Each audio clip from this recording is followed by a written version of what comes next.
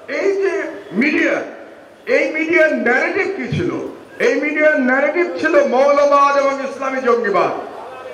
এই দুটো শব্দ ফেরি করে এই মিডিয়া বাংলাদেশে একটা অ্যান্টি ইসলামিক, বাঙালি মুসলমানের ঐতিহ্য, বাঙালি মুসলমানের সংস্কৃতির বিরুদ্ধে একটা আবহ তৈরি করেছে বাংলাদেশে।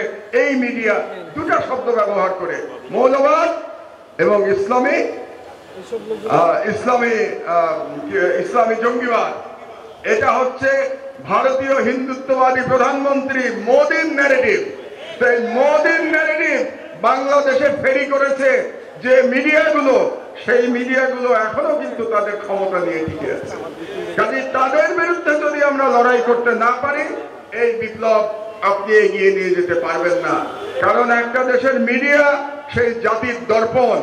এই মিডিয়াতে এই জাতির সংস্কৃতি, এই জাতির কি বলবো আইডেন্টিটি, এগুলি প্রতিফলিত হতে হবে।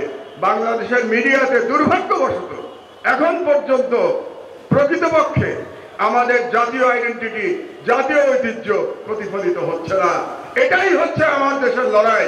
আমার দেশের লড়াই হচ্ছে এই বিজাতীয় সংস্কৃতির বিরুদ্ধে বাংলাদেশের বাঙালি মুসলমানের আইডেন্টিটি এবং সংস্কৃতিকে এস্টাবলিশ করা। এটাই আমার দেশের সাংস্কৃতিক লড়াই। আমি খুব অবাক হলাম, এই সরকারের খুব পাওয়ারফুল একজন ব্যক্তি ডক্টর ইফতেখারুজ্জামান, তিনি কদিন আগে বললেন মৌলবাদের উত্থান হচ্ছে বাংলাদেশে। পাওয়ারফুল ব্যক্তি এই জন্য বলছি, তাকে একটা কমিশনের প্রধান করা হয়েছে। তার মানে যিনি কমিশনের, আমি সরকারে ছিলাম, খুব ছোট দায়িত্ব ছিলাম ভাই, এমন কোনো বড় দায়িত্ব ছিলাম না, কিন্তু সরকারে ছিলাম। কিন্তু আপনি যখন সরকারে থাকবেন, সরকারের অংশ হবেন, আপনার প্রতিটি কথা সরকারের কথা, এটা মনে রাখতে। আমি ব্যক্তি মাহমুদুর রহমান এখন যেটা বলতে পারবো, আমি কোন দলীয় সরকারের অধীনে গেলে আমি বলতে পারবো না, কারণ আমার কথা তখন সরকারের কথা। তা আমি জানতে চাই, বাংলাদেশে মৌলবাদের উত্থান ইফতেখারুজ্জামান কোথা থেকে দেখলেন আবার নতুন করে? এই একই বয়ান দিয়ে বাংলাদেশে ফ্যাসিবাদ প্রতিষ্ঠা হয়েছে।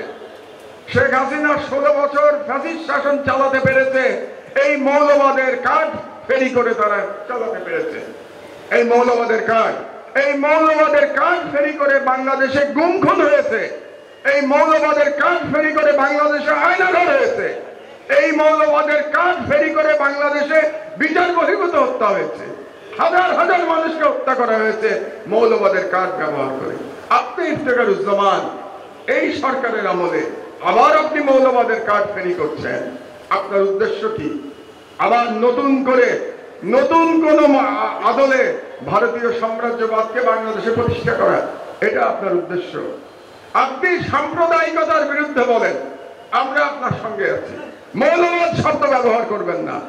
মৌলবাদ শব্দ ইজ এ ন্যারেটিভ। এটা হচ্ছে ওয়ার এগেইনস্ট টেরর। বুশের যে ওয়ার এগেইনস্ট টেরর এবং ইন্ডিয়ার হিন্দুত্ববাদের ন্যারেটিভ হচ্ছে মুসলমানদের মৌলবাদী বলা, এটা তাদের ন্যারেটিভ।